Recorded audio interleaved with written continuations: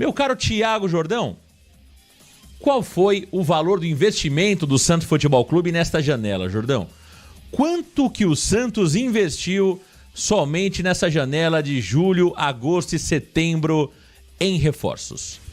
O Santos foi o 6º clube que mais investiu, em um ranking que começa com o Flamengo, que na última janela investiu 277 milhões de reais, o Palmeiras que investiu 248, Botafogo 164, o Bahia com 91 milhões, Cruzeiro com 69 milhões e aí o Alvinegro Praiano com 52 milhões investidos, seguido pelo Fluminense que investiu 48, Fortaleza com 36, Galo com 35, Bragantino com 28, Inter com 22, o Grêmio com 20, o Vasco que investiu 10 milhões, o São Paulo investiu apenas 3, o Sport investiu 2 milhões, o Ceará investiu apenas 400 mil reais, o Juventude também 200 mil reais, Corinthians, Vitória e Mirassol não investiram nesta janela.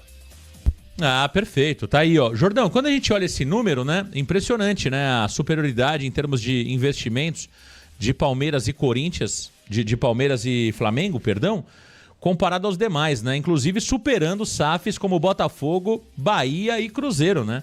Muito interessante isso, porque olha o investimento do Flamengo, 277 milhões de reais, seguido pelo Palmeiras, 248 milhões, aí bem atrás, Botafogo 64, Bahia 91, Cruzeiro 69 milhões e o Santos 52 milhões.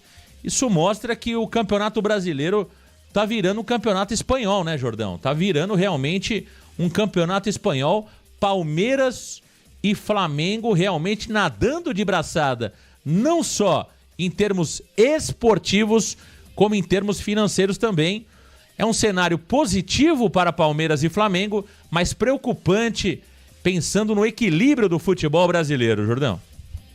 Totalmente. E eu vejo muita gente entrando no debate sobre fair play financeiro. Pessoal, se colocarem fair play financeiro, o Palmeiras e o Flamengo ainda estarão dentro dos conformes, porque eles não gastam mais do que eles faturam, por exemplo. Então, o Palmeiras ainda estaria dentro do fair play financeiro, o Flamengo estaria dentro do fair play financeiro, e sabe quem talvez não estivesse dentro do fair play? O Santos, né? Outros clubes como o Bahia, por exemplo, não estaria dentro do fair play financeiro, teria que diminuir as movimentações, o Bragantino e entre outros. Então, essa diferença eu vejo que vem de lá atrás.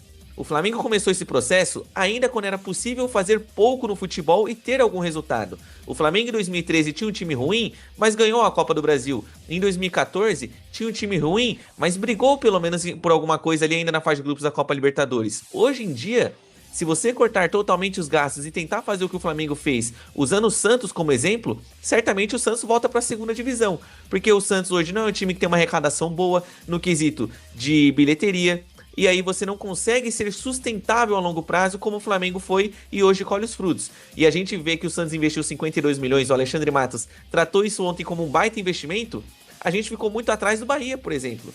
E o Bahia não fez grandes movimentações nesta janela. E o Botafogo, por exemplo, que gastou 164 milhões, dá para colocar pelo menos só 100 milhões desse valor no volante Danilo. Então, a cada dia que passa, melhor dizendo, maior fica a distância do Santos para as outras equipes. O Santos investiu 52 e o Flamengo em 77. Se você aumenta o leque, fica ainda mais feio. Então, se o Santos não se consertar o quanto antes, e é aquilo que falávamos no começo da live de hoje, se o Santos continuar aplaudindo tudo que é feito na administração, Marcão, daqui a pouco o Santos vai investir 50, o Flamengo vai estar com 400, o Santos vai continuar com 50, o Palmeiras vai investir 600 milhões, e assim por diante.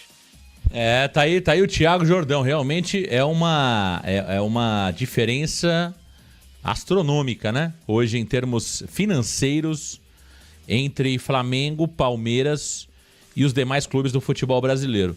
Aí você fala, Marcão, e o Botafogo? Cara, eu não acredito nessa SAF do Botafogo. Eu não acredito. Falava ontem com o Thiago Jordão nos estúdios em off, né? Por exemplo, algumas operações que o Textor faz, Jordão, elas são muito estranhas, né?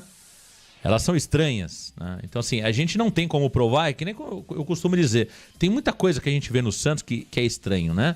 Mas a gente não tem a prova. A gente sabe que é estranho, mas a gente não tem como provar, né? A gente tem algumas evidências, você pega aqui, pega ali, tal.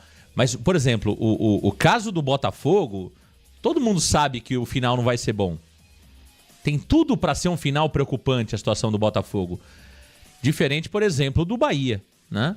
Que tem um grupo City por trás. Diferente, por exemplo, do Red Bull Bragantino, que tem a Red Bull por trás, né? Que são clubes administrados de forma séria. O Bahia, mesmo tendo o grupo City por trás, veja que o Bahia não investe tubos e tubos de dinheiro, não. O investimento é cuidadoso. É cuidadoso. O Bahia não tem um espetacular time. Qual é o grande jogador que tem o Bahia? O Everton Ribeiro? Hã? Qual é o grande nome que o Bahia tem? O Jean Lucas? Então, assim, veja que mesmo com o City por trás, existe uma responsabilidade financeira no Bahia. Agora, Palmeiras e Flamengo, eles se organizaram. Eles não precisam hoje se tornar uma SAF. Eles conseguem, de forma independente, fazer investimentos altíssimos nível futebol europeu.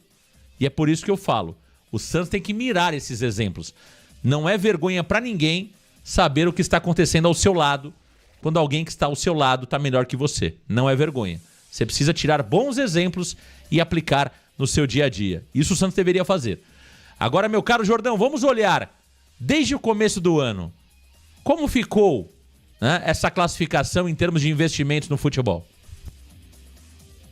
Olha, não tivemos tanta mudança assim no famoso G4 dos investimentos gerais agora. Começando com a equipe que mais investiu em janelas neste ano foi o Palmeiras com 696 milhões, seguido do Botafogo que investiu 676 milhões, o Flamengo que investiu 340, Bahia com 222, Fluminense com 193 e aí vem o Santos novamente na sexta posição. Ao todo, o Peixe investiu 180 milhões no futebol nesta temporada. O Atlético Mineiro investiu 179, Cruzeiro com 172, o Red Bull Bragantino com 198, Grêmio com 87, Vasco da Gama 72, o Internacional com 62, o Sport com 59, Fortaleza 53, Corinthians 24, Vitória 21 e agora aqueles casos que tem um dígito apenas. Ceará investiu 6 milhões esse ano, o São Paulo 3 milhões, o Juventude 2 milhões e o Mirassol 2 milhões de reais. Tá aí, ó. E aí o Palmeiras continua lá no topo, o Botafogo fica na segunda colocação, quando olhamos o todo, a janela geral, né? De janeiro até setembro. Aí o Botafogo não muda muito, né? Se você olhar aqui, não muda tanto, não. E muito interessante o Mirassol, né? O Mirassol só gastou 2 milhões de reais, é isso, Jordão? É isso, porque na verdade, quase todas as contratações do Mirassol são jogadores que estavam livres, né? Por exemplo, o Reinaldo chegou, estava livre no mercado, teve aquele Francisco da Costa que chegou, também estava livre no mercado, e entre outros do elenco. Vai ter que fazer uma estátua pro Paulinho lá, hein? É verdade. Tem que fazer uma estátua, porque quando você olha a classificação... Olha isso aqui, Jordão. Olha onde tá o Mirassol. O Mirassol, sexto colocado, e aí você vai pro valor investido... O Mirassol é o 20º clube em termos de investimento ao lado do Juventude. E não é o cenário... Porque, Jordão, tem um negócio que é o seguinte. Por exemplo, se o São Paulo investiu pouco, o São Paulo já tinha uma base, né? O São Paulo já tinha uma estrutura montada, ou seja, teve uma análise dentro do clube que falou, olha, não precisamos contratar, né? Nós já temos aqui um elenco forte, o clube está com problemas financeiros, vamos segurar, não vamos contratar. É diferente do Mirassol, que vem de uma segunda divisão do futebol brasileiro. E praticamente remontou o time, né, Jordão? Nós temos pelo menos 7 titulares do Mirassol que não estavam no ano passado. Ou seja, que baita trabalho do Paulinho, hein? Totalmente, eu diria que é o mais surpreendente de todos, Marcão. E se houvessem aqueles prêmios como existem na Premier League, de clubes sustentáveis e coisas do gênero, certamente esse ano o campeão é o Mirassol. O que o Mirassol vem fazendo em 2025 é de tirar o chapéu. Porque, vamos lá, o Mirassol com 2 milhões investidos, muito provavelmente vai conseguir uma classificação pelo menos para a Sul-Americana. É claro que o time ainda pode ter uma decaída, mas hoje, indo para a Libertadores, o Mirassol já garante mais de 30 milhões. Olha o lucro só esportivamente falando dentro do campo. Então, o Mirassol está fazendo um trabalho que é exemplar, diferente do Santos. Santos, que é o 6º time que mais investiu nesse ano, é o 16º.